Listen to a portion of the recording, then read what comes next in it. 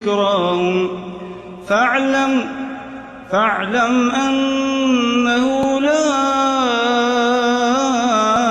إله إلا الله فاعلم أنه لا إله إلا الله واستغفر لذنبك وللمؤمنين والمؤمنات والله يعلم متقلبكم.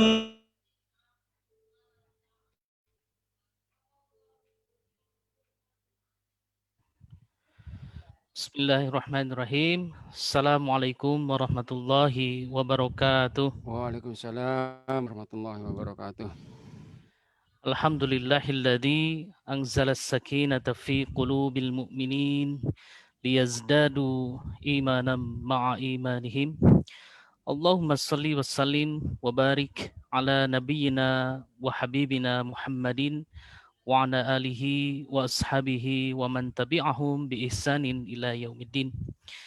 Alhamdulillah, Bapak Ibu, sahabat-sahabat Majelis Taklim Ashabul Hijrah, kita dikumpulkan kembali oleh Allah Subhanahu wa taala di dalam majelis yang mulia ini, dan semoga Allah curahkan semua taufik, hidayah taufik pada kita semua di malam kali ini dengan tujuan untuk menimba ilmu dari guru kita yang terhormat Ustadz Agung Cahyadi, LC MA, Hafizahullah Ta'ala. Kita sapa beliau. Assalamualaikum Ustadz. Waalaikumsalam warahmatullahi wabarakatuh. Alhamdulillah. Sehat-sehat Ustadz ya? Alhamdulillah, mudah-mudahan antum semua juga sehat. Alhamdulillah. Baik. Ustadz, kalau dari catatan kita yang terakhir, insya Allah kesempatan kali ini kita masuk ke wudhu ya Ustadz ya? Insya Allah. Ya, seperti yang kita tuliskan di poster, insya Allah kita akan menyimak paparan dari Ustadz mengenai sifat wudhu Nabi Shallallahu Alaihi Wasallam. Jadi mudah-mudahan rekan-rekan semua bisa memeriksa kembali nih, bagaimana wudhunya, apakah sudah sesuai dengan sunnah atau ada yang harus diperbaiki. Insya Allah mudah-mudahan bisa mendapatkan ilmunya di malam hari ini. Insya Allah. Untuk menyingkat waktu, tafadhal Ustadz. Baik. Bismillahirrahmanirrahim. Assalamualaikum warahmatullahi wabarakatuh. Waalaikumsalam warahmatullahi wabarakatuh. Alhamdulillahirabbil alamin, ghafiriz dzambi wa qabilit taub, syadidil iqabi dzat-tauli, la ilaha illa huwa ilaihil masir. Asyhadu an la ilaha illallah wahdahu la syarikalah wa asyhadu anna Muhammadan abduhu wa rasuluh. Allahumma shalli wa sallim ala nabiyyika Muhammad wa ala alihi wa sahbihi wa man da'a bi da'watihi wa sara ala nahjihi ila yaumiddin. Amma ba'du fa yaqulu subhanahu wa ta'ala fi muhkami tanzilih, ya ayyuhalladzina amanu taqullaha wa qulu qawlan sadida yuslih lakum a'malakum wa yaghfir lakum dzunubakum wa may yuti'illaha wa rasulahu faqad faza fawzan 'azima. Bapak Ibu sekalian rahimakumullah, alhamdulillah kita bersyukur kepada Allah yang kembali telah berkenan untuk menyatukan kita lewat media Zoom di malam hari ini dalam kajian fikih ibadah. Mudah-mudahan ini bagian dari upaya kita untuk lebih meningkatkan pemahaman kita terhadap ajaran agama kita, dalam upaya kita untuk meningkatkan ibadah kita di masa yang akan datang, yang karena niat yang baik tadi, mudah-mudahan Allah SWT berkenan untuk mencatat upaya kita ini sebagai bagian dari ibadah kita yang mudah-mudahan nantinya bisa menambah beratnya timbangan kebaikan kita insyaallah. Allahumma amin. Baik, sebagaimana yang disampaikan oleh Bapak Ramadan, Mbak Ramadan, kita malam hari ini akan membahas masalah wudhu ya. Telah kita bahas di awal dulu bahwa untuk sahnya ibadah terpenting sholat yaitu itu ada yang harus kita penuhi. Di antaranya termasuk syarat sahnya sholat itu adalah bersuci.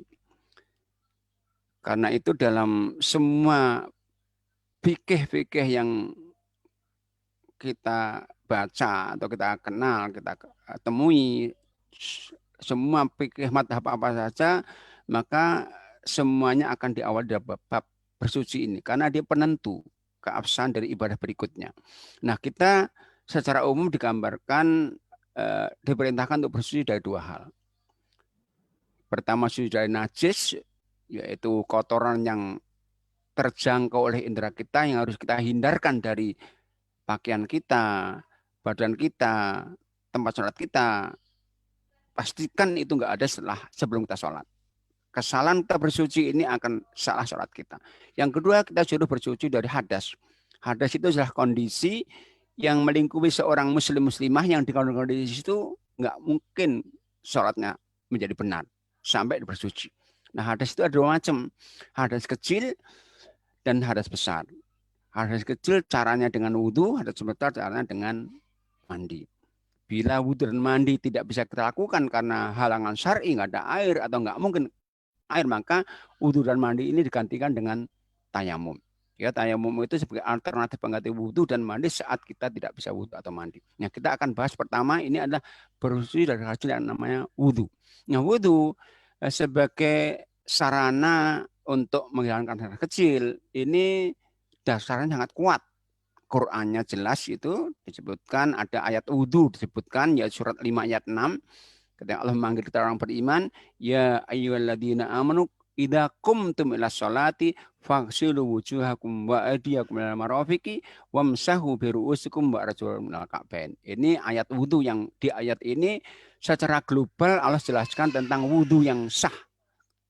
Yaitu ini aturan minimalnya yang dengan itu saja sah, itu ayat ini. Nah, hadisnya banyak ya yang menjelaskan tentang perintah wudhu ini sebagai syarat sahnya salat kita. Di antaranya ada hadis Bukhari Muslim di mana Rasulullah bersabda, la yaqbulullahu sholata ahadikum idza ahdatsa hatta yatawadda.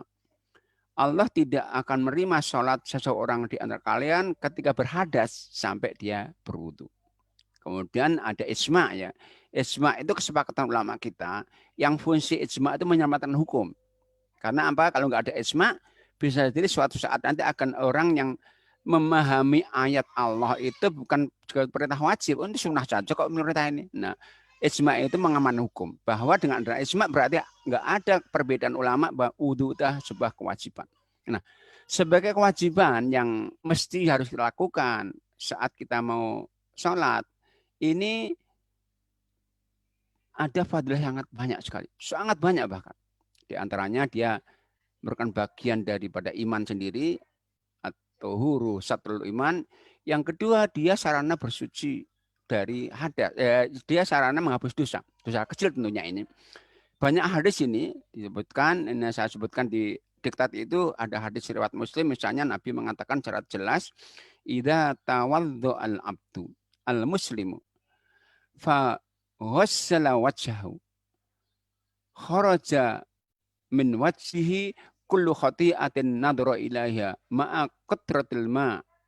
Ketika seorang hamba muslim wudu dan kemudian bergiran membasuh mukanya, maka bersama itu akan keluarlah dari wajahnya itu setiap kesalahan diakibatkan karena pandangan matanya.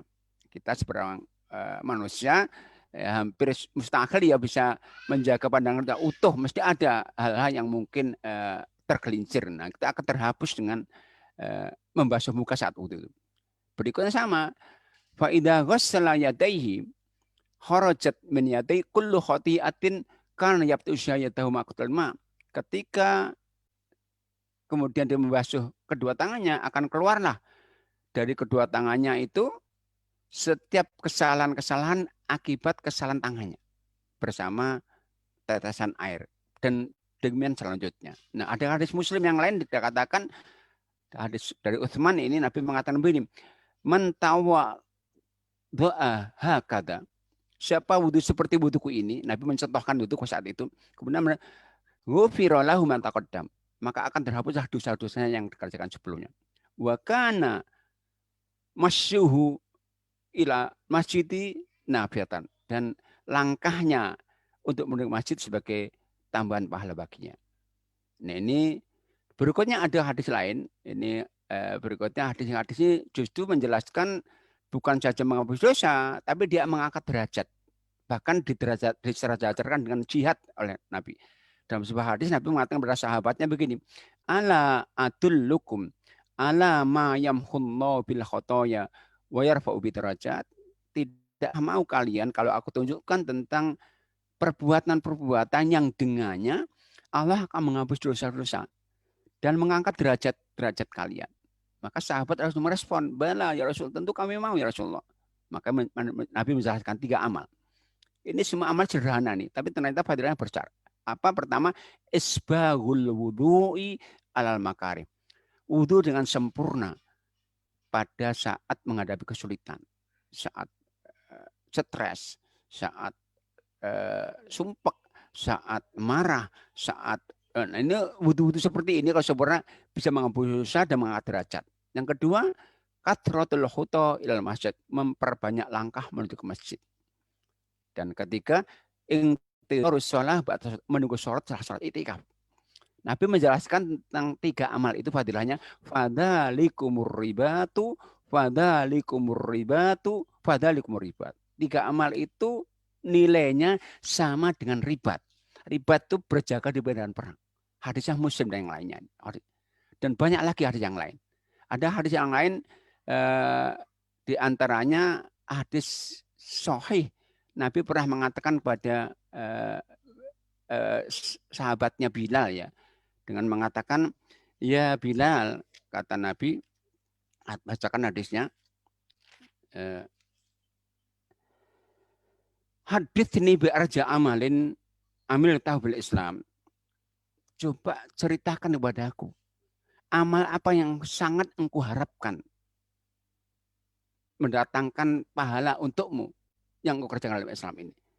Karena Nabi mengatakan, fa inni sami'tu dufana leka bani yatil jannah. Karena aku mendengar ya, suara sandalmu itu di depanku di surga. Maka Bilal mengatakan, ma amiltu amalan arja indi min anni lam atatahhar tahurun fi sa'atin min lailin aw nahar illa shallaitu bidzalika tahur. Ma kutiba li an usolli. Kata Bilal menjelaskan, tidak ada amal yang paling aku harapkan pahalanya besar untukku, kecuali bahwa aku itu setiap batal wudhu, dan setiap wudhu aku salat 2 rakaat setelah itu. Dengan salat yang aku tidak hitung berapa jumlahnya aku mau. Nah, Nabi mengatakan itu. Nah, artinya apa? Wudhu diikuti salat itu sebagai sarana untuk memudahkan kita masuk surga. Ini sekali lagi fadilah wudhu dan yang lainnya banyak sekali. Nah, kita akan lanjutkan saja tentang wudhu ini, yaitu pertama tentang ketentuan wudhu. Disebut fardu wudhu. Fardu itu artinya sesuatu yang mengikat, yang hanya dengannya sah. Satu di antara ini terlepas, maka wudhu kita nggak sah. Pertama niat. Niat itu hati ya, ketetapan hati saat melakukan amal itu, saya lakukan ini karena Allah, karena perintah Allah. Salah niat, salah ibadah. Maka Nabi mengatakan di Bukhari Muslim, innamal a'malu binniyat. Semua amal itu tergantung niatnya. Maka kalau kita wudhu di siang hari, kok niatnya hanya ingin segera saja, nggak bernilai ibadah. Niatnya apa? Saya wudhu karena perintah Allah untuk wudhu. Nah, saat itu akan bernilai ibadah wudhu kita. Yang kedua, membasuh muka. Membasuh itu artinya apa? Mengalirkan air ke muka. Jadi memakai air yang banyak, airnya mengalir ke muka kita. Muka itu batasannya adalah mulai kening, tumbuhnya rambut, sampai dagu. Sampingnya sampai batas telinga ini. Semua terbasah. Ada sedikit nggak terbasah, nggak sah. Maka kalau ada mungkin ada barang yang akan menghalangi sampainya air ke kulit, misalnya ada tip X, ada ada cat, nah maka itu nggak sah. Pastikan tersentuh cuma ini. Dan dibasuh, airnya banyak. Basuh itu membasuh artinya mengalirkan air. Airnya sampai, kalau kita taruh di sini sampai tumpah, nggak harus pakai keran ya, airnya banyak. Membasuh 1 kali fardunya. Berikutnya yaitu membasuh tangan sampai siku 1 kali. Membasuh lagi. Kata Allah mengatakan faghsilu wujuhakum wa aydiyakum ila marafiq. Nah, tangan sampai siku. Artinya siku termasuk, jadi siku ini termasuk yang dibasuh. Sedikit saja dari tangan ini mulai ujung jari sampai siku nggak terbasuh nggak sah. Maka sekali lagi kalau misalnya seorang yang biasa pakai cincin, yang ketat itu harus cepat harus digerakkan sehingga terjamin airnya menyentuh kulit yang tertutup oleh cincin itu. Ada tip X, ada kulit, ada apa tuh cat yang menghalangi sampai nggak sah. Tapi kalau tinta itu nggak menghalangi. Tapi kalau tip X atau apa namanya cat atau lem G itu akan menghalangi itu. Terbasuh semuanya mulai dari ujung jari sampai siku termasuk terbasuh. Satu kali. Baru kemudian wamsahu biru'usikum, mengusap kepala dan telinga. Nah, untuk kepala dan telinga nggak dibasuh. Kalau Allah katakan wamsahu, usap. Mengusap itu artinya apa? Mengusap itu artinya tidak harus pakai air banyak. Cukup basah saja airnya tangan kita. Nah, Nabi dalam mencontohkan mengusap kepala ini 3 kali. Pertama, Nabi ketika terbuka kepalanya, bukan kepalanya begini, kepalanya terbuka ya, saya terbuka dengan kepalanya begini. Jadi terbuka kepalanya begini, Nabi setelah membasuh tangannya, basah ini, Nabi nggak ngambil air baru. Tapi meletakkan kedua tangannya di tangan, kedua telapak tangannya di tangan yang basah itu. Jadi begini. Basah dengan air yang tersisa di tangan. Kemudian baru Nabi kemudian digandengkan kedua telapak tangannya, kemudian diletakkan di ujung di keningnya, di ujung rambutnya, yaitu kening, kemudian digerakkan ke belakang. Sampai tengkuk dikembalikan lagi ke depan. Kemudian langsung setelah itu nggak ngambil air baru, langsung memasukkan telunjuknya ke lubang telinga. Kemudian menggerakkan ibu jarinya ke atas ke bawah. Jadi ujung telunjuknya, kemudian ibu jarinya digerakkan ke daun telinga bawah, atas bawah. Setelah dicabut, kemudian telunjuknya itu dipakai untuk mengusap lengkukan telinga ini. Itu pertama. Yang kedua, Nabi mencontohkan setelah membasuh tangannya saat beliau memakai surban. Tapi surban itu nggak menutup semua kepala. Surbannya hanya menutup rambutnya, tapi kelihatan ujung rambut di keningnya. Ya, mungkin kalau ini cucu jadi begini, rambutnya kelihatan. Nabi nggak melepas surbannya. Tapi Nabi tetap sama membuka telapak tangannya, kemudian diletakkan di tangan yang masih basah tadi, setelah dibasuh. Kemudian setelah itu sama, digandengkan, diletakkan di ujung rambut yang kelihatan di keningnya, kemudian digerakkan di atas surbannya. Sampai tengkuk, dikembalikan lagi. Setelah itu kembali, telunjuknya dimasukkan ke lubang telinga, digerakkan ibu jari ke atas ke bawah, kemudian dicabut, diusap lengkuk telinga. Ketiga, ketika Nabi wudhu, maka surban dengan menutup semua kepalanya. Ya, kepalanya tertutup semuanya. Nabi ternyata sama ya, nggak melepas surbannya, membuka telapak tangannya, diletakkan di tangan yang basah setelah dibasuh tadi. Sama kembali, Nabi kemudian membuka, digandengkan lagi, ditaruh di ujung kening yang tertutup oleh surban. Nggak kelihatan rambutnya. Digerakkan di atas surban sampai ke belakang, dikembalikan lagi. Kemudian langsung telinga lagi. Sama. Ini artinya apa? Untuk mengusap kepala ini, ibu-ibu misalnya, itu ketika pakai jilbab tidak harus membukanya. Apalagi di ruang terbuka. Boleh kemudian membasahi tangannya, telapak tangan dengan meletakkan di tangan yang basah setelah dibasuh itu, kemudian langsung ditaruh di ujung kening yang tertutup oleh jilbab, digerakkan di atas jilbabnya, belakang ke depan lagi. Nah, telinga bisa dimasukkan di jilbab. Nah, itu cara mengusap kepala. Nggak ada satu riwayat pun yang sahih Nabi pernah mengusap kepala dengan 3 kali. Nggak pernah. Atau sebagian. Tapi senantiasa digerakkan sampai ke belakang. Nggak pernah. Meskipun dari ayat yang ada, surat 5 ayat 6, itu ayatnya dengan kalimat wamsahu biru usikum. Kata-kata bi namanya haurjar, itu salah satu maknanya sebagian. Karena itu sebagian Syafi'iyah membolehkan sebagian saja. Sebagian Syafi'iyah Hanafiyah bolehkan. Jadi karena ayatnya dengan kalimat wamsahu biru usikum diartikan usaplah sebagian kepala kalian. Kata-kata bi itu bisa bermakna sebagian. Maka Syafi'iyah ada yang membolehkan sebagian, tapi segala contoh nggak pernah. Dari contoh Nabi. Maka lebih baik kita mencontoh Nabi tentunya. Akan sempurna nanti. Karena semua fadilah wudhu, penghapus dosa, pengangkat derajat, itu disebutkan setelah wudhunya sempurna. Yaitu dengan mengikuti sunnah Nabi SAW. Nah ini rukun atau fardu wudhu. Nah, fardu berikutnya adalah membasuh kedua kaki hingga mata kaki. Jadi kaki termasuk dibasuh lagi ya. Artinya banyak juga. Termasuk mata kaki terbasuh. Sedikit mata kaki nggak terbasuh, bahkan mungkin ujung jari ini nggak terbasuh, nggak sah. Nabi pernah seorang sahabat ya, wudhu, dilihatnya mata kakinya nggak terbasuh, dikit nggak banyak, dikit. Nabi mengatakan ulangi, suruh ulang kalau udah kering. Nah ini sekali lagi cara atau fardu wudhu.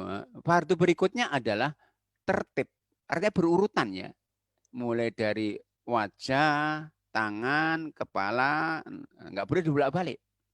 Nah, ada syarat berikutnya yang nggak tertulis ini, cuman ini memang menurut mayoritas ulama kita namanya berkesinambungan.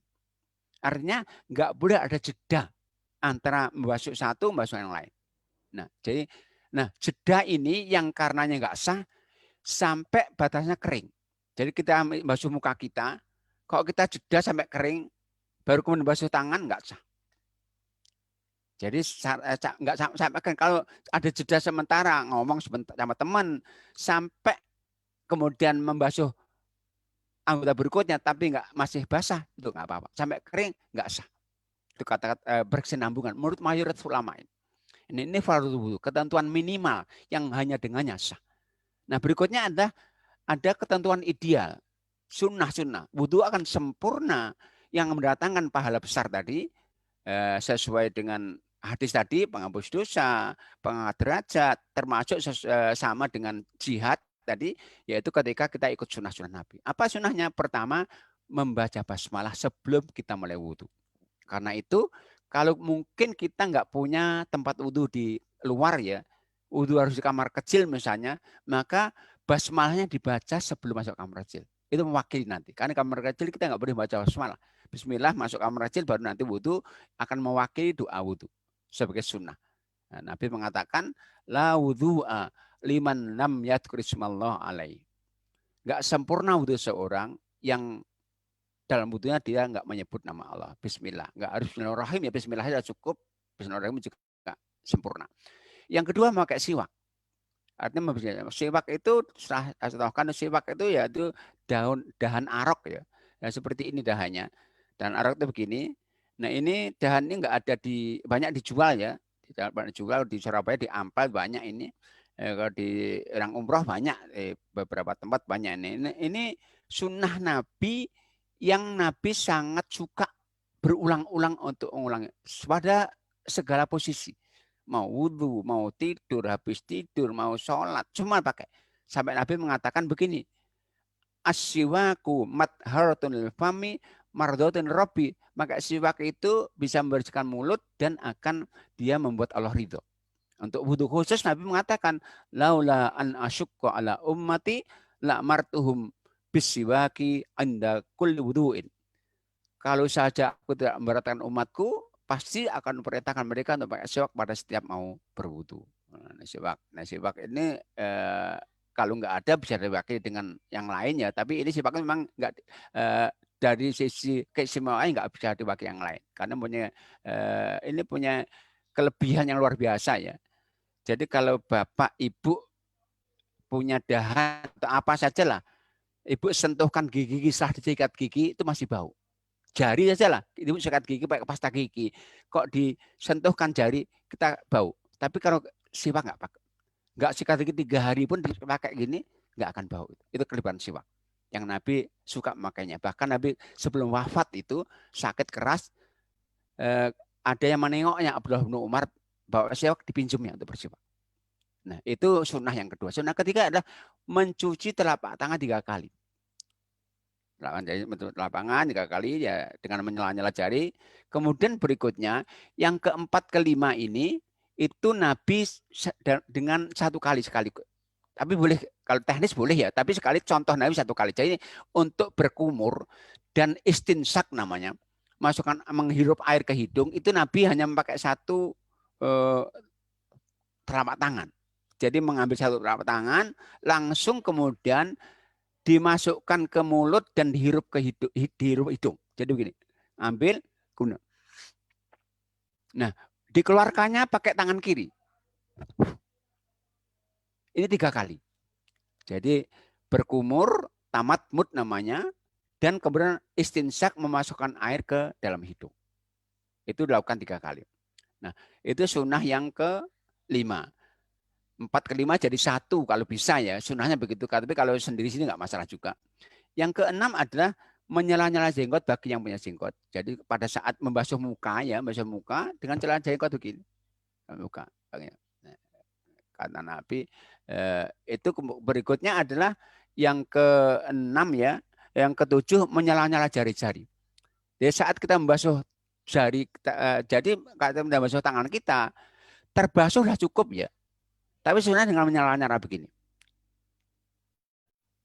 Sama kaki nanti.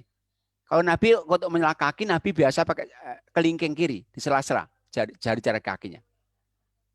Teknisnya begitu. Nabi contohnya, tapi itu nggak harus begitu ya. Itu contoh Nabi. Kalau dilakukan akan lebih baik. Kemudian berikutnya adalah mencuci anggota wudhu yang harus dicuci 3 kali. Yang harus dicuci apa? Wajah, tangan, kaki. Jadi yang sunnah 3 kali hanya 3. Wajah, tangan, kaki. Untuk kepala tidak 3 kali. Ngusap. Yang dibasuh.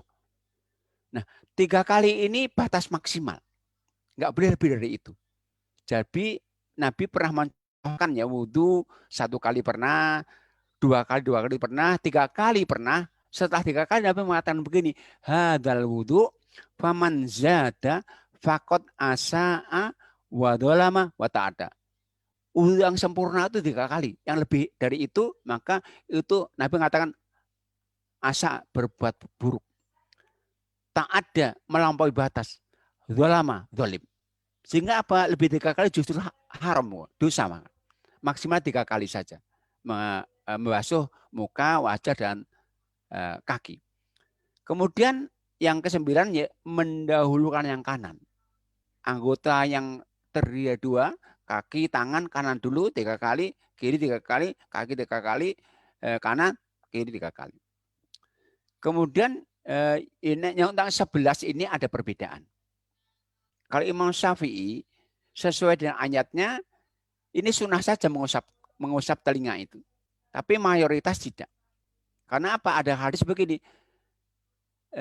Al-udhuna narasi. 2 telinga itu bagian kepala. Maka kada perintah mengusap kepala berarti otomatis juga include kedua telinganya. Karena itu dalam contoh bagaimana Nabi wudhu, nggak pernah Nabi kecuali setelah mengusap kepalanya langsung juga mengusap kedua telinganya. Kemudian menggosok-gosok anggota wudhu. Artinya apa? Kalau fardunya kan dibasuhnya, disiram saja cukup. Tapi sebenarnya dengan menggosok-gosok. Al-dalku namanya. Baik itu tangan, juga kaki, digosok-gosok. Nah kemudian berikutnya memperpanjang cahaya. Maksudnya apa? Ini khas umat Muhammad saja. Nabi mengatakan hadis panjang ini, hadisnya begini. Inna ummati potongan hadisnya inna ummati ya'tuna yaumal qiyamati ghurran muhajjalin min atharil wudu. Sesungguhnya umatku khusus ini akan datang di hari kiamat nanti dalam keadaan bercahaya. Apa? Wajah, tangan, dan kakinya. Min atharil wudu, itu semua akibat wudu mereka. Maka itu hadisnya lanjutannya famanis tato aminkum ayyutila ghurrata falyafal. Maka itu kalau kalian mampu untuk memperpanjang cahayanya, lakukan itu. Gimana caranya? Dengan melebihi batas minimal. Jadi kalau tangan itu sampai siku, dilebihi sedikit. Kaki sampai mata kaki, lebih sedikit. Dengan itu berarti memperpanjang cahaya kita di hari kiamat saat kita diberikan oleh Allah Ta'ala. Kemudian berikutnya, ekonomis dalam menggunakan air. Tidak berlebihan, maka itu maksimal 3 kali saja. Lebih dari itu nggak boleh. Sampai Nabi mengingatkan kita begitu, memperingatkan bahkan. Innahu sayakunu fi hadil ummah qaumun ya'tadduna fit tahur wa doa. Pada suatu saat akan muncul dari kalangan umat itu yang berlebihan dalam bersuci dan berlebihan dalam berdoa. Ya, contoh berlebihan bersuci tadi membasuh lebih 3 kali, pakai air terlalu banyak sekali. Nah kadang-kadang kita temui ya beberapa kawan-kawan kita yang butuh di masjid atau di rumahnya yang punya keran itu kalau nggak penuh nggak marem itu. Padahal itu mestinya berlebihan. Maka mestinya kalau kita bisa nyeting keran itu dengan kecil itu akan lebih baik, ekonomis. Dan itu sunnah Nabi. Karena mubadzir itu termasuk perbuatan setan yang kita nggak boleh menirunya. Berikutnya adalah membaca doa setelah berwudu. Nah, doa wudu 2 saja. Sebelumnya basmalah, setelahnya ada 2. Pertama hadis Muslim, ini syahadah. Ini Muslim ini hadisnya. Jadi Nabi mengatakan begini, man tawaddo'a nahwa wudu'i hadha, thumma qala asyhadu an la ilaha illallah wahdahu la syarikalah wa asyhadu anna Muhammadan abdur rasuluh. Kata Nabi, futihat lahu abbabul jannati tsamaniyati yadkhulu min ayyasha. Kata Nabi, siapa yang wudu seperti wuduku, setelah itu membaca doa ini, asyhadu an la ilaha illallah ini, maka akan dibukakan baginya 8 pintu surga yang dia bebas memilih dari pintu mana yang akan masuk. Hadis Muslim. Tapi kalau kita tambah doa yang lain, doa Tirmidzi, doanya apa? Allahumma ja'alni minat tawabin wa ja'alni minat mutahhirin. Enggak apa-apa. Tapi kalau milih satu, ini lebih baik. Kenapa? Ini hadis Muslim. Yang kedua tadi hadisnya Tirmidzi, tapi kalau dua-dua digabungkan juga baik-baik saja. Nah, berikutnya sholat 2 rakaat setelah wudu. Hadisnya Bukhari Muslim, Nabi mengatakan begini, man tawaddo'a nahwa wudu'i hadha thumma shalla raka'ataini la yuhadditsu fihi man ghufira lahu ma taqaddama min dzambi. Hadisnya Bukhari Muslim ini, siapa yang wudu seperti wuduku dengan sunah-sunahnya tentunya, setelah itu salat 2 rakaat yang dia khusyuk dalamnya, maka akan terhapuslah dosa-dosa yang dilakukan sebelum itu. Ini yang dikatakan Bilal tadi, yang dia sarana untuk masukkan kita surga. Karena itu kalau kita satu hari wudu 10 kali, berarti dosa kita terhapus 10 kali semuanya. Semakin banyak wudu, semakin banyak. Maka Nabi itu senantiasa menjaga wudu. Batal wudu, batal wudu. Mau sholat wajib belum batal wudu. Mengulang-ulang. Ini diantara ya hal-hal yang disunahkan sebagai kesempurnaan wudu kita. Nah, kalau boleh saya simpulkan ya tentang sifat wudu Nabi. Sunah-sunahnya ini. Saya simpulkan.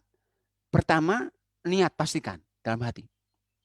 Kedua, yaitu menyebut nama Allah, Bismillah atau Bismillahirrahmanirrahim. Kemudian setelah itu membaca telapak tangan 3 kali. Kali niat, Bismillah, membaca telapak tangan 3 kali, kemudian mengambil air 1 telapak tangan, dipakai untuk kumur dan istinsyak.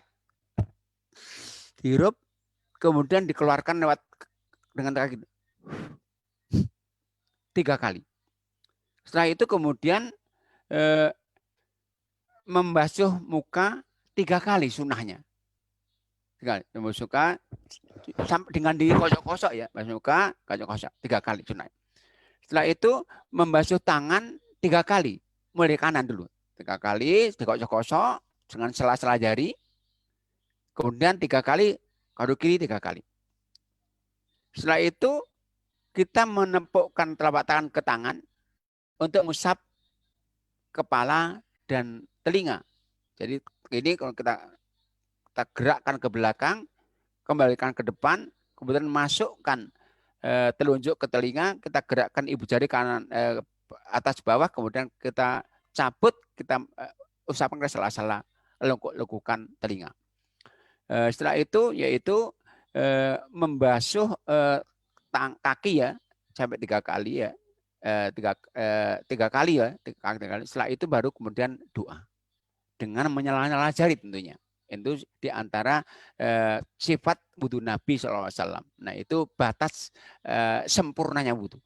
Tapi sekali lagi dalam kondisi-kondisi yang mungkin kita nggak mungkin sempurna, maka kita boleh dengan yang minimal yang Allah sebutkan dalam surat 6 5 ayat 6, yaitu niat, membasuh muka sekali, tangan sampai siku sekali, mengusap kepala dengan telinga, membasuh kaki sekali. Itu batas minimalnya. Saat mungkin kita nggak mungkin sempurna. Contohnya kita di atas pesawat atau mungkin sangat antri banyak yang sangat nunggu, itu boleh.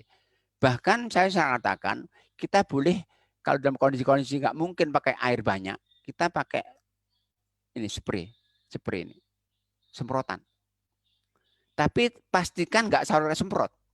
Wajah itu untuk bisa mengalir harus beberapa kali. Jadi kita semprotkan sampai beberapa kali. Nanti kalau beberapa kali nanti akan mengalir nih. Baru kita ratakan. Sama tangan juga begitu nanti. Jadi misalkan tangan disemprotkan gini sampai berkali sampai dia mengalir baru diratakan. Ini sangat perlu untuk kita lakukan ini saat kita dalam kondisi-kondisi yang nggak mungkin kita sempurna. Contohnya kita masuk Masjidil Haram. Kalau kita batal keluar panjang itu mungkin tertutup nanti pintu masuk lagi, atau kita di atas pesawat atau saat ngantri. Misalnya antum di kendaraan antum misalnya antum di kendara saat datang sholat mampir ke masjid bisa jadi wudhunya rame. Kalau antum bawa ini bisa langsung kita menyendiri kemudian kita wudhu dengan ini. Yang sederhana, yang minimal, yang rukun saja, tidak sunnahnya. Itu dalam kondisi darurat saja. Ini sekali lagi tentang cara wudhu sebagaimana contohkan Nabi.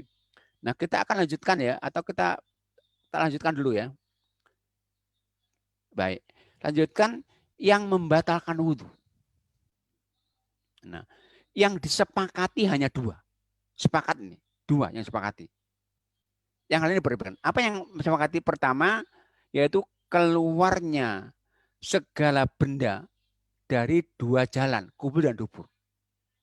Benda padat, benda jahit, bekas, itu semua sepakat ini. Yang kedua yaitu hilangnya ingatan karena 3 hal. Pingsan, mabuk, dan gila. Ini yang sepakati. Nggak ada perbedaan. Yang lainnya semua diperbedakan. Contoh apa? Tidur.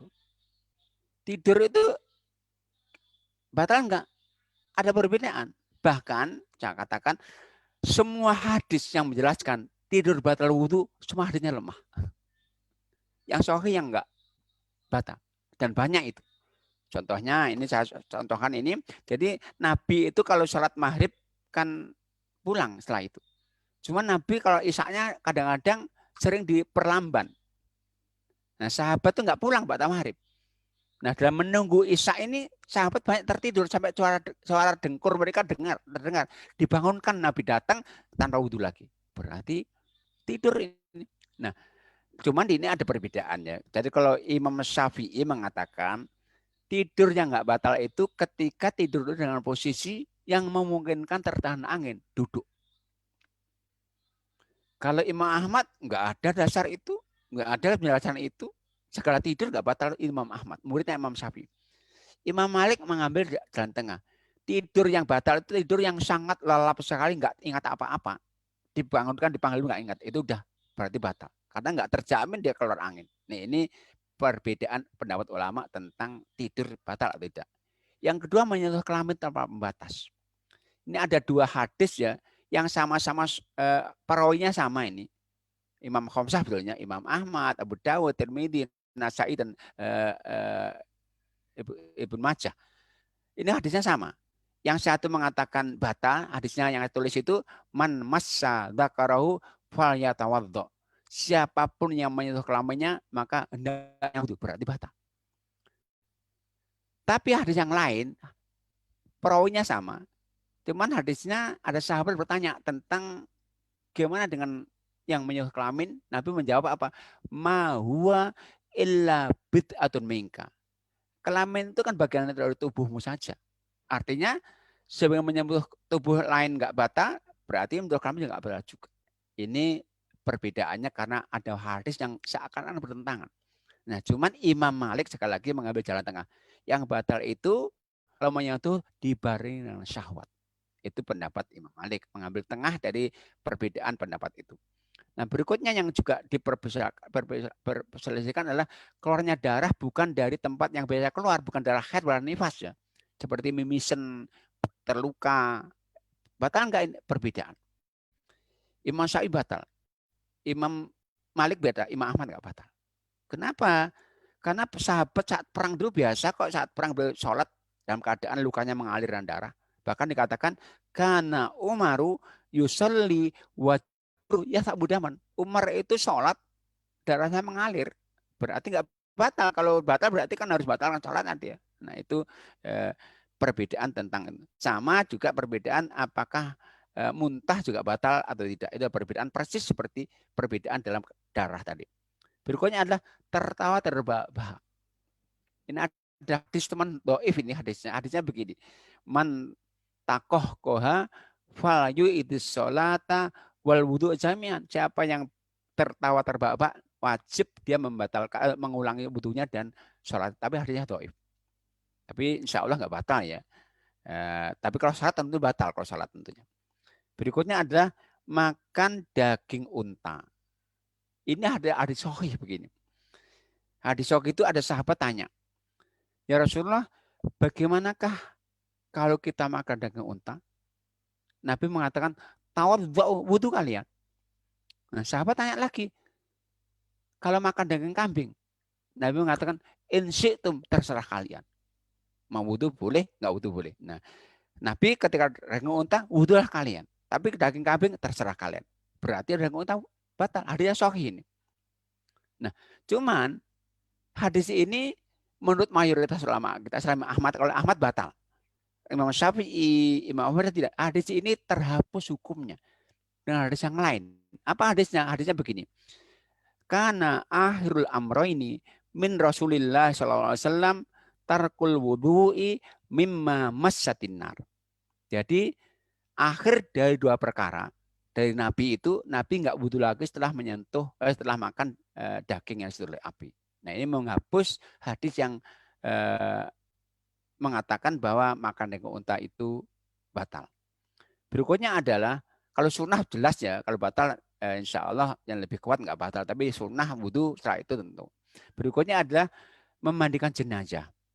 Ini sama ini yang mengatakan batal hanya Abu Hanifah ya. Karena dasarnya fatwa dua sahabat, Ibnu Umar dan Ibnu Abbas radhiyallahu anhu. Kalau mayoritas tidak batal. Berikutnya ragu-ragu. Nah ini yang mengatakan batal Imam Malik. Cuman mayoritas tidak. Hadisnya lebih kuat. Hadisnya Muslim begini. Kata Nabi hadis Muslim, idza wajada ahadukum fi batni syai'an fa huwa fi shalah fala yansarif hatta yajida rihan aw yasma sautan. Nabi mengatakan kalau kalian dalam salat kalian mendapatkan sesuatu di perutnya, ada suara mungkin, sehingga ragu-ragu, jangan sampai batalkan salatnya. Sampai yakin mencium bau atau mendengar suara. Karena keyakinan itu yang batal. Kalau ragu-ragu nggak batal. Ini sekali lagi hal-hal yang masih diperbedakan. Berikutnya adalah yang mewajibkan wudhu. Artinya perbuatan apa yang wajib wudhu? Yang sepakati satu. Hanya sholat saja. Ayatnya jelas ya, surat yang 5 ya tadi ya.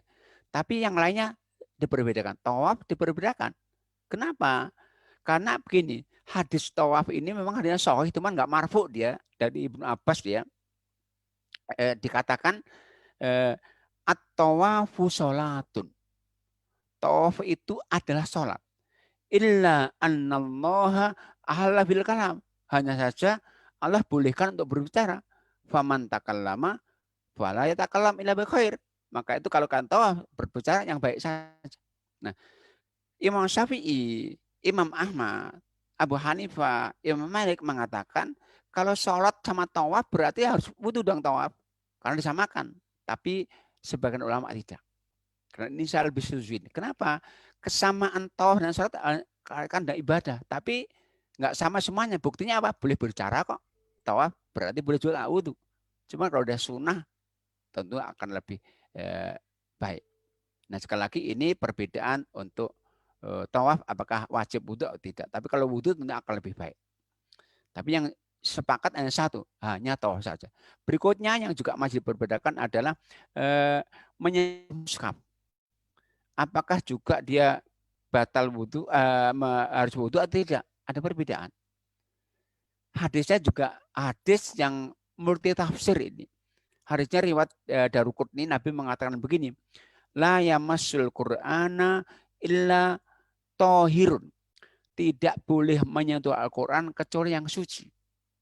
Nah, kata-kata suci ini ada perbedaan, ada 4 pendapat. Pertama, kata ulama kita, suci itu artinya suci dari hadas besar. Sehingga yang enggak batas besar enggak masalah. Yang enggak ada besar, yang tidak boleh menyentuh. Kalau yang hadas besar saja, berarti enggak berharga besar enggak masalah, hadas besar enggak masalah. Ini pendapat yang pertama. Yang kedua, kata-kata suci diartikan hadas kecil. Sehingga hukumnya tidak boleh menyentuh Al-Quran kecuali yang suci dari hadas kecil. Apalagi hadas besar.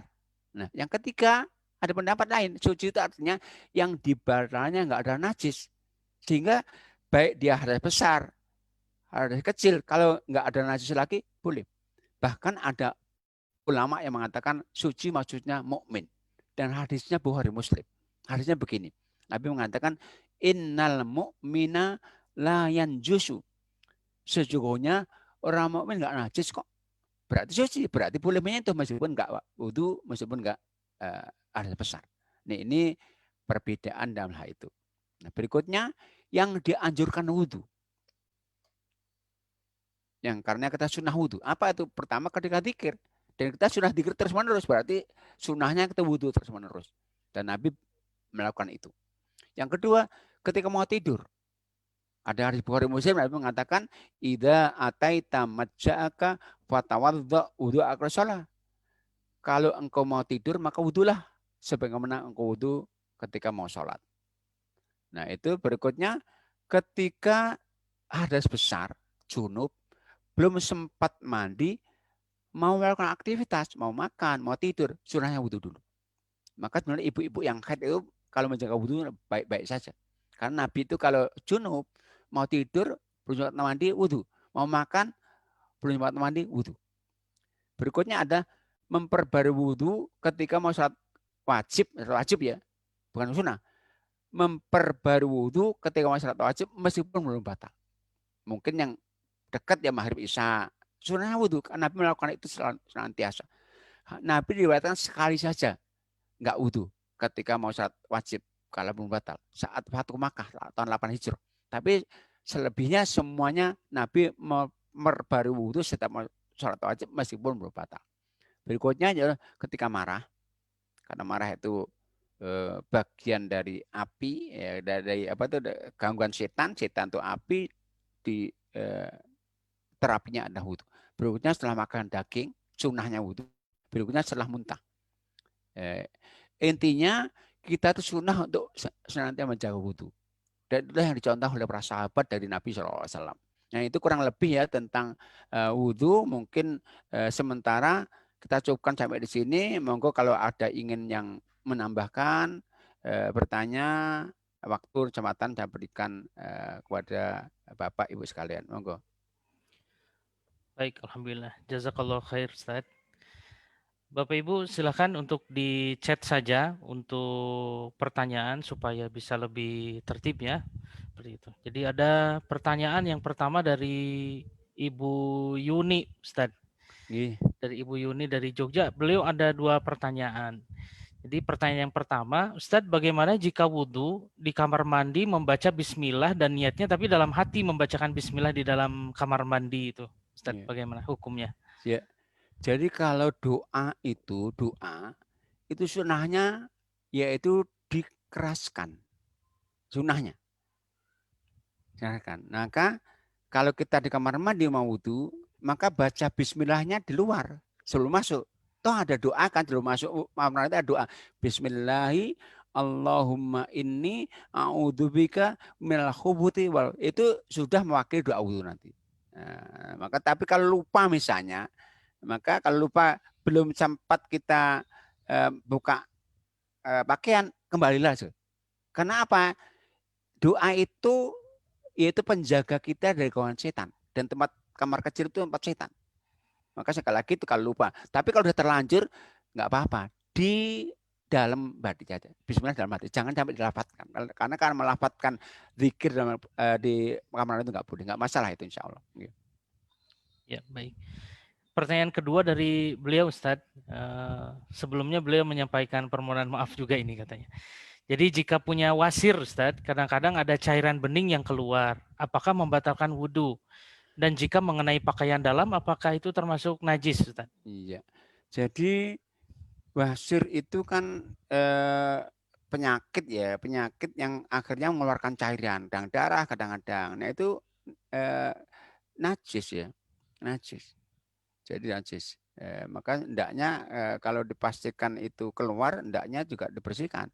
Tapi sekali lagi beda dengan kalau penyakit itu sudah menaun, nggak tertahan. Contohnya, bukan wasir saja, contohnya orang yang beser. Contohnya wanita istihadah, keputihan. Nah itu yang nggak tertahan, nggak bisa mengendalikan, itu ada hukum khusus. Hukumnya apa? Nah orang yang demikian itu wudhunya hanya berlaku untuk 1 waktu sholat. Dan wudhunya dilakukan setelah masuk sholat. Contohnya begini, misalnya orang yang keputihan, yang berlebihan ya keputihannya, orang yang istihadah, orang yang beser, itu kalau mau sholat duhur, nunggu sholat dulu, waktunya datang. Setelah datang waktu duhur, dia bersihkan kotorannya, setelah itu wudhu. Setelah wudhu, keluar nggak batal. Batalnya nanti setelah habis waktu sholat. Asar, ulangi lagi, bersihkan lagi, wudhu lagi. Itu sama basir, kalau hanya mungkin keluarnya kadang-kadang bersihkan. Tapi kalau nggak tertahan, udah wasirnya udah agak parah ini, sehingga keluar carinya itu nggak bisa tertahan, maka sama tadi. Jadi setiap mau sholat, upakan bersihkan, tahan dengan menahan, mungkin dengan kapas apa, setelah itu wudhu, setelah wudhu, sholat yakin keluar nggak batal. Monggo, silakan. Ya, baik. Semoga bisa menjawab pertanyaan dari Ibu Yuni. Nah, kemudian ada pertanyaan dari Ibu Dini, Ustadz, dari Jakarta. Hanya saja ini melebar ke tentang sholat tahajud ini, Ustadz. Iya, iya. Jadi Ustadz, bagaimana cara melaksanakan sholat tahajud yang sesuai sunnah, Ustadz? Baik Iya. waktunya, rokaatnya, atau surat-surah yang dibaca pada saat kita sholat. Baik, baik. Jadi kalau ikut sunnah Nabi itu kita agak sulit ya. Nabi kalau sholat tahajudnya itu sunnahnya yang rakaat pertama yang baca 3 Al-Baqarah, An-Nisa, Ali Imran.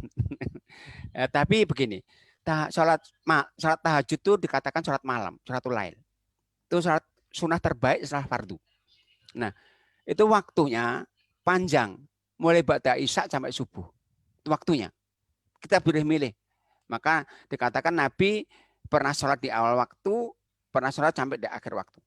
Ya, itu sholat malam itu mulai dari sebelum mulai ba'da isya sampai subuh. Tapi waktu terbaiknya di sepertiga akhir malam. Waktu terbaiknya. Jam berapa itu? Untuk sepertiga akhir malam itu menghitungnya begini. Malam itu dimulai maghrib. Pagi subuh. Maka bagi 3. Nah, 3 terakhir itulah waktu terbaik sholat malam. Kenapa? Allah turun ke langit dunia. Itu waktu terbaik sholat malam. Tapi sekali lagi kalau mau sebelum itu boleh. Tapi yang terbaik adalah seperti sampai subuh. Nah, yang sunnahnya kalau Nabi, contoh Nabi nggak pernah lebih 11 atau 13. Kadang 11 atau 13. Paling sering 11. Cuman itu Nabi 2 salam, 2 salam, 2 salam, 2 salam, baru kemudian witirnya kadang Nabi 3 langsung, kadang 2-1. Itu yang contoh Nabi. Yang paling sering 3 langsung. Jadi Nabi sekali lagi contohnya itu kalau sholat malam itu paling sering yaitu 11. Kadang 13. Cuman caranya yaitu 2 rakaat salam, 2 rakaat salam sampai kemudian witirnya 3 langsung tanpa tahiyat awal. Itu yang sesuai sunnah. Tapi sekali lagi sebenarnya bebas saja ya. Kalau kita misalnya nggak sesuai sunnah, misalnya apa kita konsisten 5 rakaat itu boleh saja. Karena sholat malam itu nggak ada batas minimalnya, nggak ada batas maksimalnya. Rata-rata sunnahnya 11. Ya, baik. Ada pertanyaan lanjutan dari beliau ini. Yeah. Jadi Ustadz, pada saat mengusap kepala bagi wanita, sebentar, saya ulangi. Pada saat mengusap kepala bagi wanita, apakah sah hanya mengucap ujung rambut pada dahi saja, Ustadz? Terlebih pada saat kondisi berwudu di tempat umum. Ini sudah tadi dijelaskan, Ustadz ya? Iya. Yang nomor 1 sudah, insya Allah sudah, untuk menghemat waktu. Jadi ini direkam juga, kalau terlewat bisa diulang kembali rekaman di Zoom ini. Yang kedua langsung, untuk wudu pada kondisi darurat di dalam perjalanan, apakah boleh hanya mengusap sepatu saja, Ustadz? Ini ada di penjelasan selanjutnya, Ustadz. Mau di sebelumnya bahkan sebelumnya. Jadi begini. Jadi bolehnya kita mengusap sepatu atau kaos kaki itu kalau kita memakai kaos kakinya sudah wudu. Jadi misalnya kita wudu pakai kaos kaki, maka setiap batal nanti saat wudu kita kaki nggak perlu dilepas kaos kakinya, cukup diusap di atas kaos kaki saja. Nah, syaratnya memakainya sudah dalam wudu. Ya, baik. Selanjutnya, pada saat haid, apakah sunnah berwudu sebelum dan sesudah bangun tidur tetap bisa dilakukan, Ustaz? Boleh, bisa. Jadi Nabi itu sekali lagi, Nabi itu kalau dalam keadaan mau melakukan aktivitas apa saja, saat belum sempat mandi beliau wudu. Mau makan, mau tidur wudu. Maka menurut saya ibu-ibu yang haid itu mungkin begitu, kalau dia melakukan aktivitas apa saja lebih baik wudu. Apalagi mau zikir ya. Kalau musim Ramadan itu kan banyak zikir, apalagi nunggu luar qadar itu malam hari itu lebih baik wudu. Ya, baik. Terima kasih. Selanjutnya pertanyaan dari Pak Adi dari Sidoarjo, Ustaz. Ada 2 pertanyaan beliau. Yang pertama, ketika zaman Nabi SAW dulu belum ada mushaf, Ustaz. Apakah yang dimaksud berwudu itu ketika zaman Nabi adalah menyentuh sahifah atau bagaimana? Oh iya, lembaran-lembaran udah banyak. Karena terhimpunnya Quran kan pada zaman Abu Bakar. Tapi pada zaman Nabi sudah lembaran-lembaran. Ada lembaran-lembaran, ada pelepah kurma segala macam. Nah, itu termasuk mushaf. Jadi mushaf itu nggak harus utuh. Kita punya 1 lembar gini ayat Quran itu namanya mushaf. Sahifah. Nah, nggak masalah. Iya, baik. Kemudian yang kedua, ibu saya ini susah kalau ke kamar mandi karena harus dituntun dan menggunakan Pampers dewasa, Pampers tersebutkan mereknya nggak apa-apa Ustaz ya. Yeah. Pampers dewasa, sehingga beliau lebih memilih untuk tayamum walaupun setelah diantarkan ke kamar mandi. Ini bagaimana hukumnya, Ustaz? Jadi begini, tayamum itu adalah alternatif pengganti wudu atau mandi. Cuman karena alternatif baru boleh kita pakai saat ada alasan. Alasannya apa? Alasan tayamum itu ada 4. Pertama, nggak ada air. Kedua, nggak mungkin pakai air karena sakit. Ketiga, karena dingin sangat. Keempat, karena takut habis waktu sholat. Kalau masih ada air nggak boleh. Misalnya ibu tidak ada air harus wudu. Kalau misalnya nggak mungkin semprotnya nggak masalah. Tadi mungkin pakai enta dia pakai semprotan saja, mungkin semprotkan, nggak masalah tadi. Kalau nggak mampu sendiri diwudukan oleh putranya. Jadi boleh wudu itu minta tolong boleh. Tayamum boleh. Jadi orang yang sakit mungkin tergeletak di atas kasurnya misalnya diwudukan saja, ditampungkan saja nggak masalah. Tapi sekali lagi tayamum boleh kalau ada 4 alasan. Nggak ada air atau ada air nggak cukup. Yang kedua karena nggak mungkin karena air, karena sakit. Ketika kan dingin sekali. Yang keempat takut habis waktu sholat. Contohnya begini, misalnya kita bangun pagi, mau saat subuh, waktu subuh tinggal 5 menit ini. Kita junub nih. Sementara tempat mandi kita dipakai. Kalau kita nunggu habis kita boleh tayamum itu.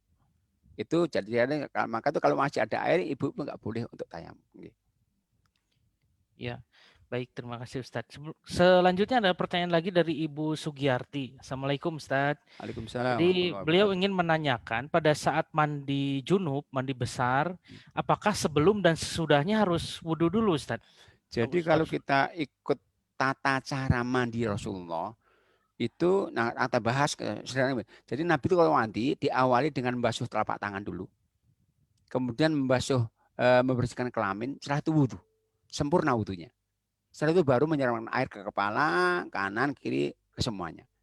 Jadi nggak selahnya, tapi sebelumnya. Kalau kita wudhu mandi seperti ini nggak wudhu lagi, jadi wudhunya sebelum mandi, tapi setelah membersihkan telapak tangan dan kelamin. Setelah itu wudhu baru kemudian menyiramkan air. Nah setelah itu nggak wudhu lagi. Ya, baik. Mudah-mudahan bisa menjawab pertanyaan Ibu Sugiyarti. Selanjutnya ada pertanyaan dari Pak Afif, ini dari Ciamis, Ustadz, Jawa Barat. Assalamualaikum, Ustadz. Waalaikumsalam. Mau bertanya, apakah genangan air hujan di jalan, Ustadz ya, itu najis apa tidak, Ustadz ya? Tergantung tempatnya ya. Jadi kalau tempatnya itu memang nggak najis. Kalau tempatnya najis jadi najis, maka tempat bisa berpengaruh. Kalau tempatnya itu nggak najis sehingga airnya itu nggak tercampur najis, maka tetap nggak najis. Tapi kalau mungkin itu tempat itu mungkin bekas kencingan hewan yang di situ, maka akan najis karenanya. Maka tergantung. Ya, baik. Alhamdulillah rasanya pertanyaannya sudah selesai semua disampaikan dan sudah dijawab juga oleh Ustadz Agung hafizahullah taala. Alhamdulillah Ustadz, kita sepertinya kita akhiri atau kita lanjutkan, enggak masalah. Oh, boleh ya. Ada mandi ada mandi, ada tayamum banyak. Iya, baik. Kita lanjutkan ya. Kalau tadi wudhu adalah sarana untuk menghilangkan hadas kecil, hadas besarnya mandi. Ya, sehingga seorang itu hadas besar itu harus mandi. Jadi orang wanita haid itu katakan bersih bukan saat berhenti darah, tapi ketika mandi. Nah, sebagai perintah Allah, Qur'annya banyak ya. Surat Al-Baqarah 222, surat 5 ayat 6, banyak itu. Fa in kuntum junuban fatahharu, kalau kalian junub maka mandilah kalian. Nah, hadisnya juga banyak. Nah, ya, sekarang yang karena kita wajib mandi apa? Jadi perbuatan apa saja yang kita wajib mandi? Nah, ini ada hal-hal yang perlu kita ketahui. Pertama, yaitu keluarnya mani, sperma, baik sengaja nggak sengaja. Jadi orang tertidur, keluar mani, atau sengaja berhubungan sama istri, atau itu mimpi, itu wajib mandi. Hadisnya al-ma'u minal ma'. Mandi itu setelah keluarnya mani. Bahkan ada seorang wanita pernah tanya Nabi begini, ya Rasulullah, halal al-mar'ati ghuslun idah talamat. Ya Nabi, apakah seorang wanita juga wajib mandi kalau dia mimpi? Nabi mengatakan, na'am, idza ra'atil ma. Ya, kalau dia melihat ada sperma yang keluar. Yang kedua yaitu bertemunya kelamin laki-laki wanita, meskipun enggak sampai mengeluarkan sperma. Idzal taqal khitan lahitana faqad wajibal ghusl. Yang ketiga adalah berhentinya haid dan nifas. Sekali lagi, bersihnya wanita haid itu bukan saat berhenti darah, tapi setelah mandi. Dia berhenti darah bukan suci, dia tanda saja, tapi sucinya dengan mandi. Berikutnya adalah seorang yang meninggal, maka yang hidup wajib mandikan. Nah, seorang meninggal kok dikafani, nggak boleh disolatkan karena dianggap najis, dia disolatkan sudah dimandikan. Berikutnya seorang masuk Islam, orang kafir masuk Islam harus mandi dulu. Cuman di sini ada perbedaan ulama kita, apakah sebelum syahadah atau setelahnya, ada perbedaan memang. Ada mengatakan harus sebelum syahadah, ada mengatakan setelah syahadah, nggak masalah. Ini 5 hal yang karenanya wajib menjadi mandi menjadi wajib bagi seorang. Nah, berikutnya hal-hal yang terlarang saat seorang itu dalam keadaan hadas besar, dia junub atau dia haid atau nifas. Pertama, sholat tentunya haram, maka seorang wanita yang haid sholat justru dosa. Ibadah itu nggak sholat, karena bukan saja terlarang tapi haram dia. Sama seorang yang haid itu kan puasa justru dosa. Karena ibadahnya itu enggak, ibadahnya orang haid itu enggak puasa. Jadi sholat haram dilakukan orang yang berhadas besar. Yang kedua tawaf. Tawaf itu di masjid ya. Tawaf itu ibadah. Yaitu Aisyah itu suatu saat ketika beliau haji ya bersama Nabi, beliau nangis karena haid. Kenapa? Khawatir nggak bisa ibadah. Sementara teman-temannya ibadah semuanya. Maka dia mengatakan kepada Aisyah saat itu, if'ali ma yaf'al haju ghaira Allah tautul baiti hatta tuhuri. Ya Aisyah kerjakan semua rangkaian haji kecuali tawaf saja. Tawaf kerjakan setelah suci. Jadi waktu itu dikerjakan Aisyah setelah selesai ibadah semuanya. Karena tawaf itu di masjid dan nggak boleh orang sedang hadas besar menatap di masjid. Berikutnya ada menyentuh mushaf. Ini diperbedakan sebagaimana kita bahas tadi. Karena hadisnya memang potensi untuk dipahami dengan pemahaman yang berbeda. Berikutnya membaca Quran sama, tapi yang lebih kuat boleh ya wanita haid, tapi seyukanya dengan tidak menyentuh mushaf. Karena Aisyah itu ketika haji kan haid, Nabi mengatakan kerjakan semua rangkaian ibadah haji kecuali tawaf saja. Nah waktu itu Aisyah tawaf, bukan tawaf, sa'i. Sa'i itu waktu itu bukan di masjid, di luar masjid. Nah sa'i itu ada Qur'annya. Inna sofa wal marwata min sya'rillah. Maka boleh insya Allah, tapi seukurnya dengan tidak menyentuh mushaf. Berikutnya menetap di masjid. Di sini ada satu hadis Bukhari Muslim ya. Nabi itu setiap Idul Fitri, Idul Adha saat sholat menyuruh sahabat semuanya datang untuk sholat dan disuruh untuk membawa semua wanita, istri dan anak-anak yang perempuan meskipun haid, disuruh menyaksikan pelaksanaan. Tapi Nabi mengatakan dalam hadis Bukhari Muslim itu wa fihi ya'tayil hayyadu al musalla, tetapi hendaknya yang haid-haid tidak masuk ke area musola. Nah, musola itu lapangan yang dipakai untuk sholat. Nah, yang haid nggak boleh masuk itu, apalagi masjid saat difungsikan untuk sholat.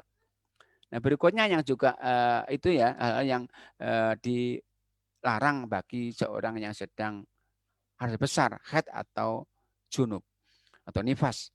Berikutnya rukun mandi. Rukun itu ketentuan minimalnya yang hanya dengannya sah. Hanya dua saja. Pertama niat untuk merespon perintah Allah maksudnya, bukan niat untuk sekedar mandi saja. Kalau orang di siang hari mau sholat duhur junub, mandi agar seger saja enggak suci. Jadi niatnya yaitu mandi itu karena perintah Allah agar suci. Dalam hati tentunya. Yang kedua, membasuh semua anggota badan dengan air cukup. Maka orang itu kalau mandi niat kemudian masuk ke kolam, nyelam udah selesai. Itu aturan minimal mandi. Tapi mandi ada sunnahnya yang sempurna. Saya dicontohkan oleh Nabi, diriwayatkan oleh dua sahabat istri Nabi, Aisyah dan Maimunah. Sama, Maimunah Aisyah itu diajak mandi Nabi biasa ya.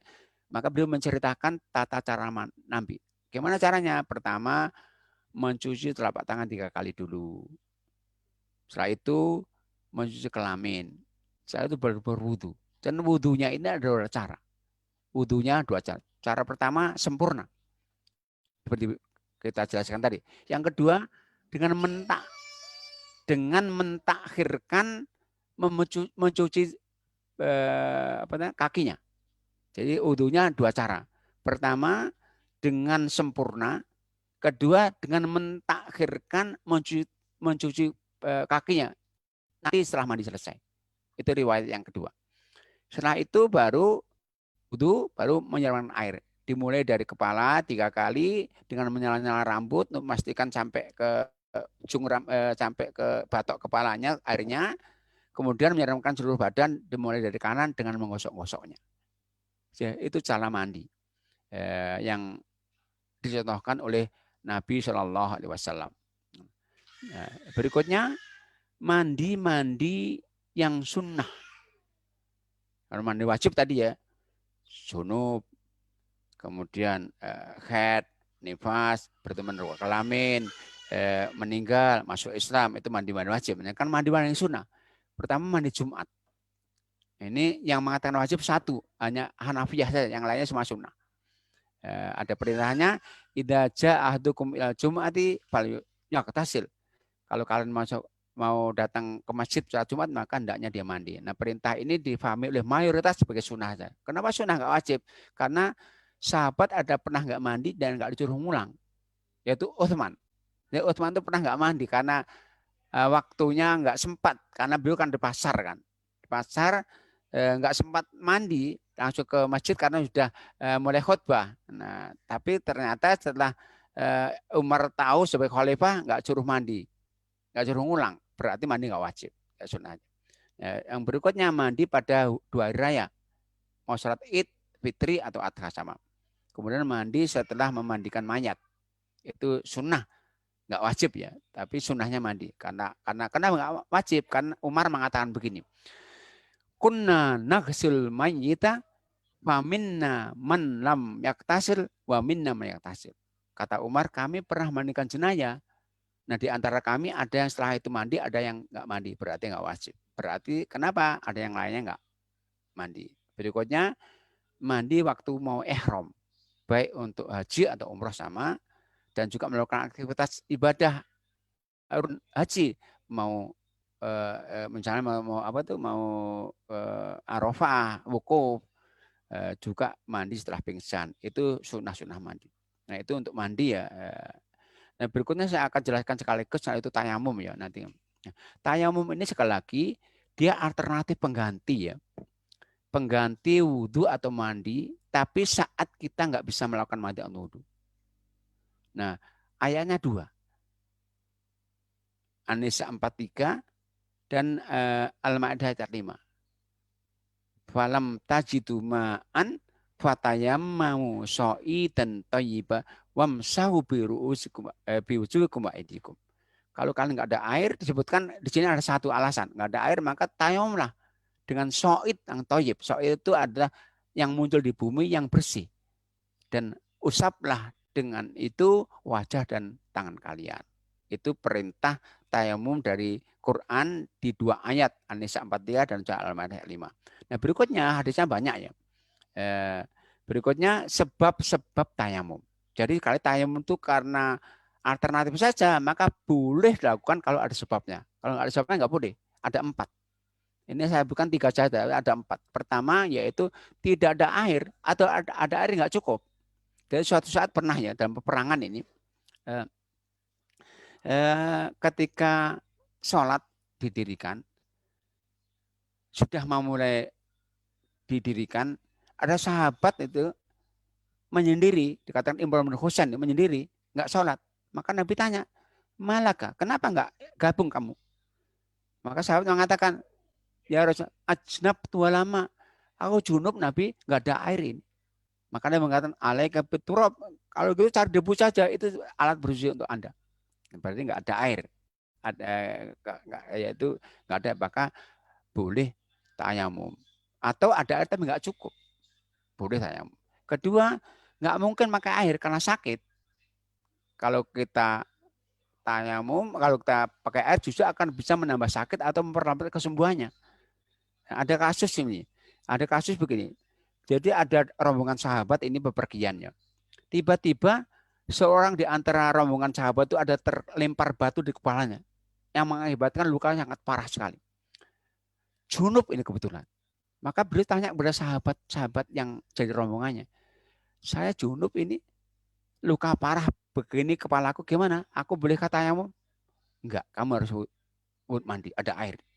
Mandi sahabat ini, tadi diriwayatkan mati setelah itu. Maka setelah sampai berita kepada Nabi, Nabi marah dengan mengatakan, qataluhu, apakah bunuh sahabat sendiri dia dengan fatwanya itu? Kata Nabi, ala yas'alu idram ya'lam. Kenapa nggak tanya karena nggak tahu? Fa inna syifa'al, iya soal karena orang nggak tahu tanya. Nabi mengatakan fa innahu kana yakfihi, ayatnya orang begini cukup tayamum saja. Kenapa? Kalau mandi justru akan membahayakan dirinya. Yang ketiga, sebab dingin yang sangat. Mungkin kalau di kita ya jarang ya ada tempat-tempat kerja di puncak gunung ya. Tapi di negara-negara yang ada 4 musim, dinginnya ekstrim kadang-kadang ada 10 derajat, bahkan 4 derajat, bahkan 0 derajat, itu boleh tayamum. Ini kasusnya terjadi dialami oleh sahabat namanya Amr bin As. Ini sahabat komandan perang nih ya. Jadi suatu saat Nabi pernah mengutus memberatkan pasukan perang. Beliau nggak ikut.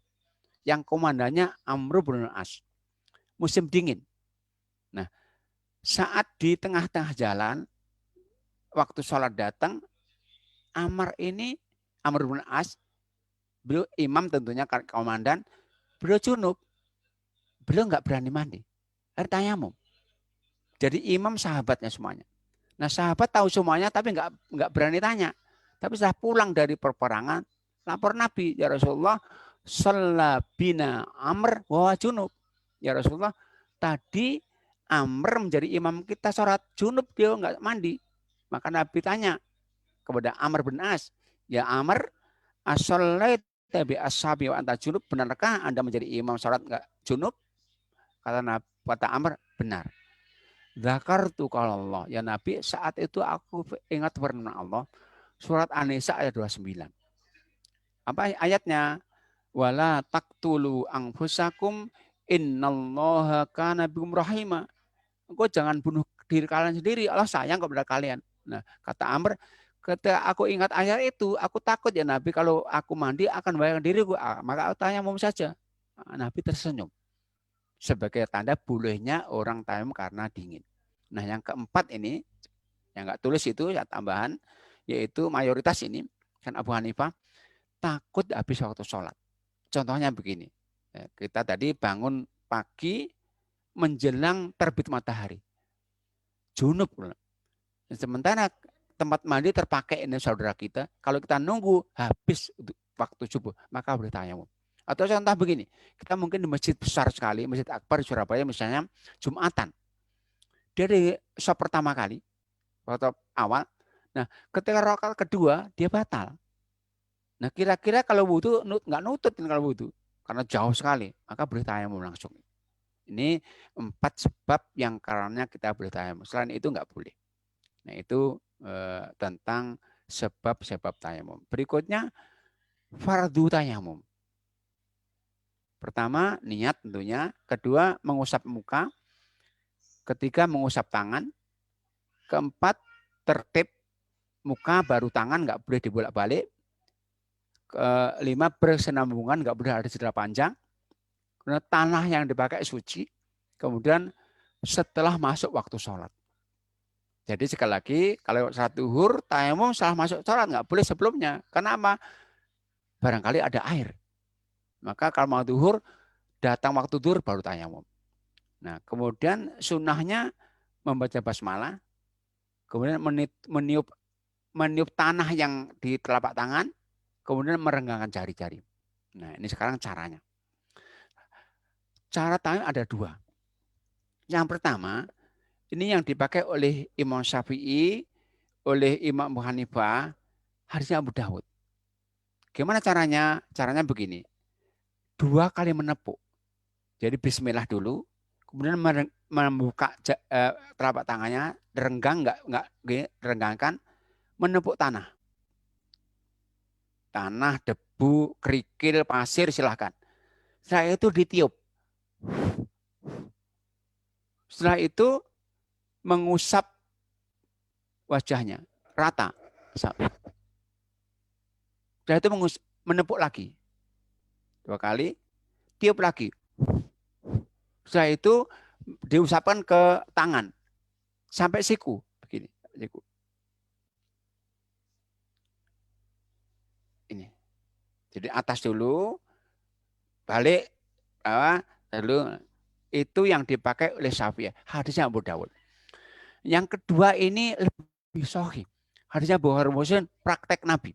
Jadi begini, ceritanya Ammar bin Yasir suatu saat pernah datang menemui Nabi, mengatakan, ya Rasulullah, ajnabtu walama fatamaka'tu biturab. Ya Rasulullah, aku tadi junub, nggak ada air, maka aku pun berguling-guling di tanah. Kata Ammar. Karena mandi itu harus semuanya. Maka Rasulullah, ya Amr hakata. Ya Rasul Amr begini caranya. Maka Nabi kemudian membuka telapak tangannya, menepukkan ke tanah begini, meniupnya. Dengan satu tepukan itu, beliau mengusap wajah dan tangannya sampai pergelangan saja. Jadi pergelangan, bukan sampai siku. Praktek Nabi. Jadi sekali lagi saya ulangi, yang kedua ini yang lebih sahih, yang lebih benar, contoh langsung. Jadi bismillah dulu, kemudian membuka dengan renggang. Bukan begini, renggang. Tepukkan ke tanah, pasir, kerikil atau debu, tiup. Langsung diusapkan ke wajah. Setelah itu ke tangan. Tangannya begini, kanan dulu ya. Berarti kanan begini, ke tangan begini ya. Kemudian yang kiri di atas tangan, taruh di atas, digerakkan sampai pergelangan. Diiringkan untuk mengusap ibu jari, kalau betul usap. Baru kemudian kanan ke atas tangan kiri. Begini digerakkan sampai pergelangan, miring begini untuk mengusap ibu jari. Ini cara tayamum yang Nabi praktekkan langsung di hadapan Ammar bin Yasir ketika beliau memberikan contoh tayamum. Yang kedua hadisnya Bukhari Muslim ini.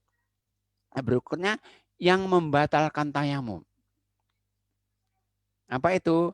Semua membatalkan wudhu batal. Ya, buang angin, buang air kecil, pingsan, kan hilangnya sebab tayamum. Misalnya tadi kita karena nggak ada air, tiba-tiba hujan, ya batal. Kita tadi sakit, tiba-tiba dingin, sekarang panas, batal. Kedua, mampu memakai air sebelum sholat. Jadi misalnya kita tadi tayamum nggak mampu air, mau sholat datang, ada air nih. Tapi begini, kalau kita tayamum karena nggak ada air, sholat, setelah sholat selesai ada air hujan, maka sholat kita sah, nggak perlu diulang. Tapi kita batal, maka kalau sholat sunnahnya harus wudhu. Dan yang keempat, habisnya waktu sholat. Jadi tayamum itu hanya berlaku untuk satu waktu sholat, bukan satu sholat ya, satu waktu sholat. Jadi tayamum itu hanya berlaku untuk satu waktu sholat. Maka kalau mau sholat duhur nggak ada air, nunggu datang duhur dulu. Datang tayamum, setelah itu sholat sunnah, duhur, asar tiba batal. Maka Pak asar tiba tayamum lagi, kemudian sholat mungkin sholat sunnah, sholat asar, nah itu maghrib batal otomatis. Ya, itu tayamum. Nah ini mungkin ya tentang bersuci dari hadas kecil atau besar sama. Nah mungkin ada yang ingin menambahkan silahkan. Monggo. Ya. Ada pertanyaan lanjutan Ustadz? Monggo. Ya. Dari salah seorang akhwat, Ustadz kalau berwudu dengan kondisi tidak berbusana itu boleh tidak Ustadz di kamar mandi? Jadi sekalian mandi gitu mungkin ya? Iya, jadi yang ceritakan Nabi tadi itu yang mencerita Aisyah dan Maimunah.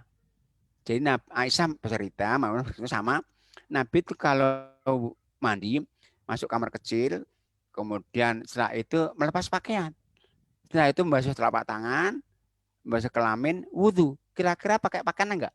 Enggak mungkin. Jadi enggak ada syarat wudhu harus pakai tangan, kecuali di luar ya.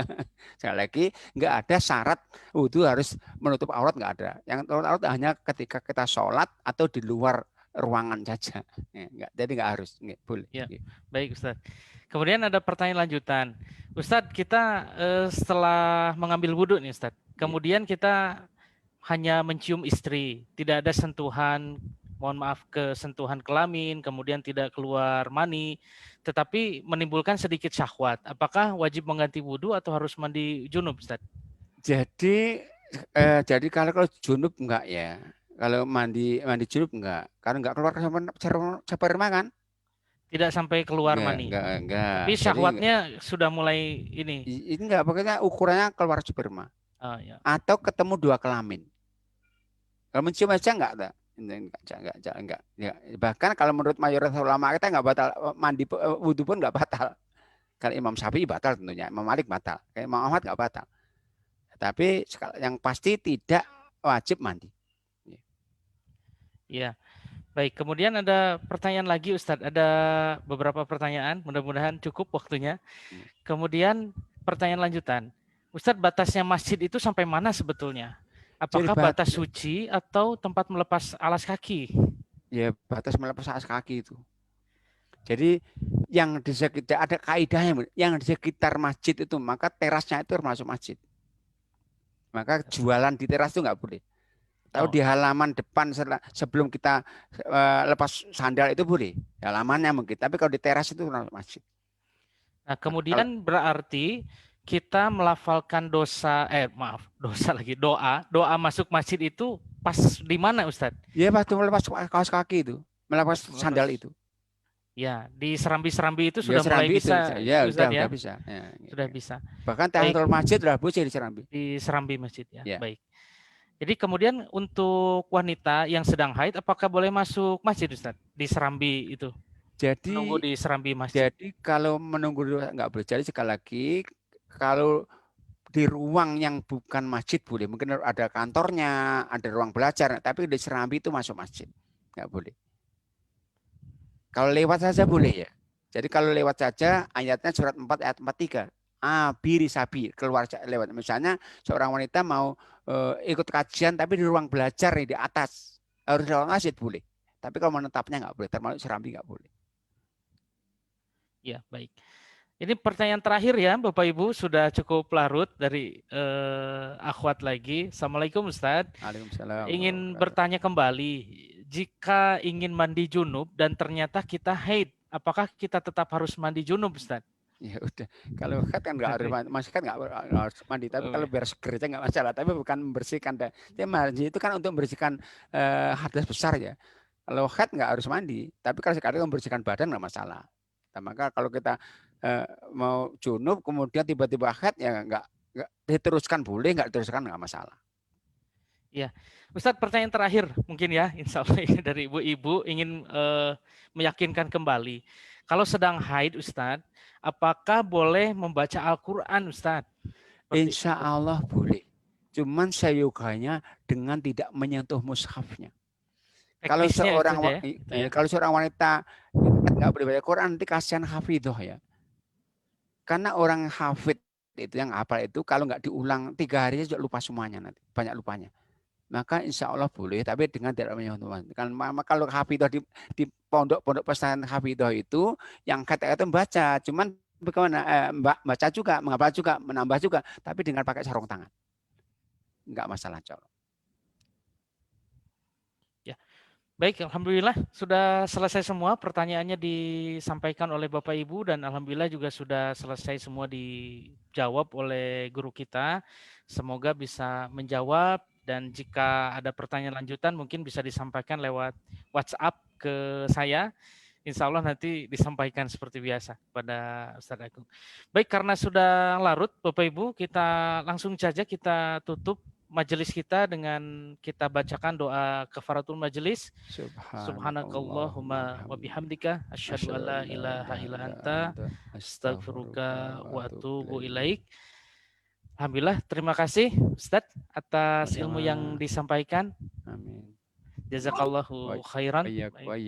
Jazakumullah khairan bagi Bapak Ibu yang sudah bergabung di majelis kita kali ini. Insya Allah kita akan lanjutkan di bulan depan dengan masih di bab yang sama tentang mengusap khuf ya Ustadz ya. Dan mengusap kibs. Kemudian kalau sempat waktunya ini khusus mungkin ilmu yang luar biasa untuk ibu-ibu ini tentang haid, istihadzoh dan nifas akan dikupas secara terperinci insyaallah. Baik, terima kasih. Kita tutup dan mohon izin untuk menutup forum ini Bapak Ibu. Assalamualaikum warahmatullahi wabarakatuh. Waalaikumsalam warahmatullahi wabarakatuh. Saya juga mohon izin. Ya, baik. Terima kasih. Assalamualaikum warahmatullahi wabarakatuh.